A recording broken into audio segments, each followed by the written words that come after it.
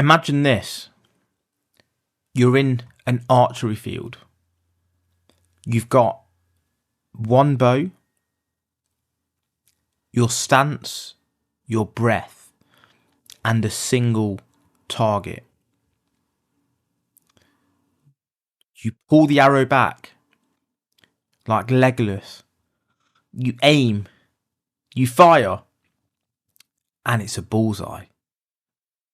But now what? You turn round and you've got no arrows left. There are no more targets in sight.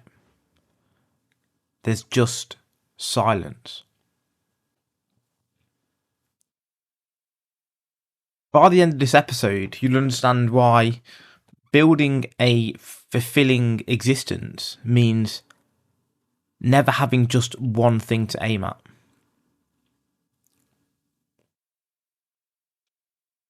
Think of your life like a garden. Would you plant just one tree? Water only that tree? And stand beside it day after day, hoping it brings you everything? Or would you plant many seeds? A lemon tree, representing your health. A rose bush, representing your relationships. Maybe vines of creativity. Roots of wealth. Patches of grass, representing hobbies. A swing hanging, representing spirituality. The truth is, one seed does not make a garden, and one goal does not make a life. Think about this. You're in an empty room. You walk into a giant, echoing hall. It's yours, all of it. It's the size of a cathedral. But in the centre is just one chair. Nothing else. That chair is your one goal. Maybe it's your career or your business. Now imagine living in that hall for the next 10 years with only that chair. At first it feels purposeful. You sit, you build, but slowly you start to think. The echoes of all the other things you could be doing grows louder. You weren't made for a chair. You were made for a library, a gym, a studio, a kitchen, a garden, a stage, all inside your hall. You've probably heard the phrase, jack of all trades, master of none. It's usually used as a term to shame people with many interests. But actually, there is the full quote. Whether or not you're aware of this, you will be in a moment. That's not the full quote. The full quote is, jack of all trades, master of none, but oftentimes better than master of one. Literally, the meaning flips. It praises versatility.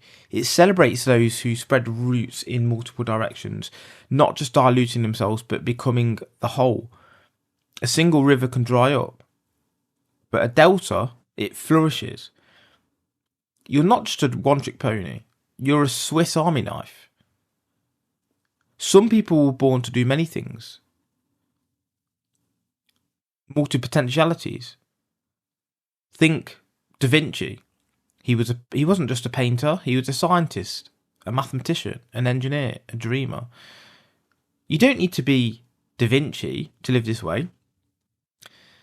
You just need the courage to have a few goals to aim at. You want to get fit. You want to, write. You want to build deeper relationships. You want to earn more in your career. Maybe you want to start a side business.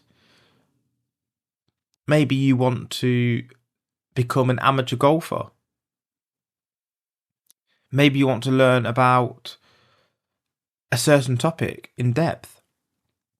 It's expansion, not distraction. A lot of people say, but won't doing many things burn me out? Burnout doesn't come from too much variety. it comes from too little meaning. Doing one thing over and over, clock in, clock out, can actually exhaust you more than working towards 5 different exciting goals. Because it's monotony that dulls your soul, but momentum energizes it. When your mind jumps between learning guitar, hitting the gym, working on a business, improving your finances, traveling, spending quality time with your partner, you're not burning out.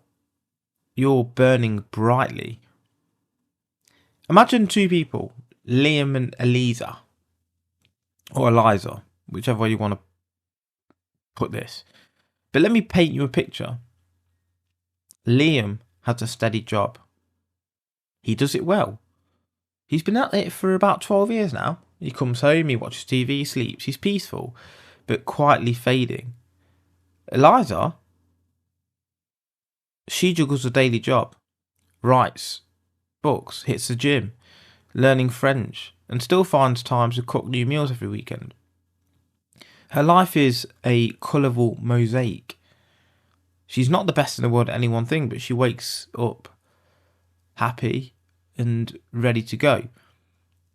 And 10 years from now, she'll be fit, fluent, creative, confident, connected, while Liam might still be where he was. And look, I'm not saying there isn't benefits from focusing on one thing. Sometimes that is the best play. If you've got just a pure gift in one area, that's where you should put most of your time. But there are still other areas and goals that you need to also be working towards and see progress in. Because otherwise you will have an unbalanced life and you won't enjoy yourself. So you need to pick some areas that matter to you. Like I said, maybe it's the fitness, maybe it's finances, maybe it's family, maybe it's hobbies and travel and learning and creativity and spirituality. And then you set small goals in each. The fitness might mean walking or running every day, or weights, or calisthenics. Finances might be investing, saving, trading, small businesses. Maybe the hobbies, trying some new hobbies out and seeing how you go with those. Because you might not know if you're really good at something unless you try it. What about creativity? Something to draw, something to write. Maybe a poem, you become a poet. Maybe it's artistry in other ways, music.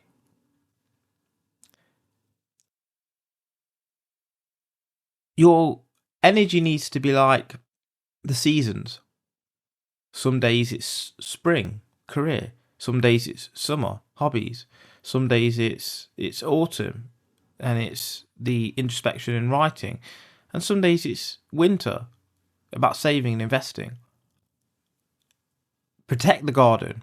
You need to water the various plants. And yes, some plants need more water than other plants. Some plants actually don't need too much water, but they still need monitoring. Because you're not a cog in the machine. You are a symphony, not a solo. A galaxy, not a planet. One goal will never be enough for someone as alive as you. So don't shrink your life to fit a single target. Stretch it to aim to many. But look, even if you're not the best in the world at any one thing, you might become something even rarer. A master of living. You might just have everything you've ever sought after.